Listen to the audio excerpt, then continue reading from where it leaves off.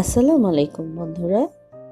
আজ রান্না করব আম, সজনে ডাঁটা আর মসুর ডাল দিয়ে ডালের চচ্চড়ি। সজনে ডাঁটা খেতে খুবই স্বাদ লাগে এবং খুব উপকারী। আর এই গরমের মধ্যে আম দিয়ে ডাল রান্না করলে তার স্বাদ বেড়ে যায় অনেক গুণ। চলুন তাহলে এই রেসিপিটা শুরু করা যাক।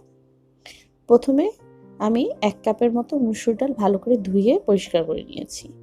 তার মধ্যে দিয়ে দিলাম 1/2 কাপের মতো পেঁয়াজ, বেশ কিছু মরিচ, কাঁচা মরিচ, রসুন আর 1 চামচের মতো লবণ আর 1/2 চামচের মতো হলুদ।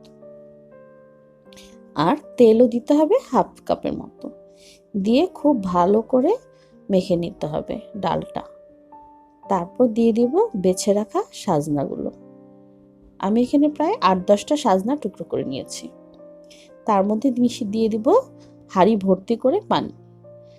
দিয়ে চুলার জালটা একদম দমকা জাল দিয়ে ঢাকনা দিয়ে ঢেকে রান্না করব প্রায় বলক ওঠা পর্যন্ত।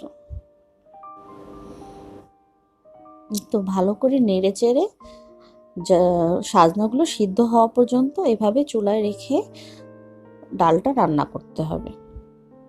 ডালটা যখন প্রায় সিদ্ধ হয়ে আসবে তখনই এতে দিয়ে দিতে হবে আগে থেকে কেটে টুকরো করে রাখা আম। আমি এখানে 3টা আম টুকরো করে নিয়েছিলাম।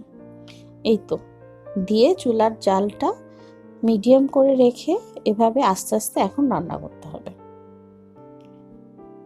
এই তো ডালগুলি কিন্তু প্রায় সিদ্ধ হয়ে আসছে আর আমটাও প্রায় নরম হয়ে আসছে। এভাবেই চুলায় রেখে কম আঁচে রান্না করতে হবে। বন্ধুরা, আমার ভিডিওগুলি যদি তোমাদের ভালো লেগে থাকে তাহলে লাইক এবং সাবস্ক্রাইব করে, পারলে শেয়ার করে আমার পাশে থেকো। এই তো আমার সুস্বাদু আম ডাল চচ্চড়ি কিন্তু হয়ে গেল। এই গরমে আমরা কিন্তু এভাবে আম ডাল চচ্চড়ি রান্না করে গরম গরম খেতে পারি। ধন্যবাদ বন্ধুরা পাশে থাকার জন্য।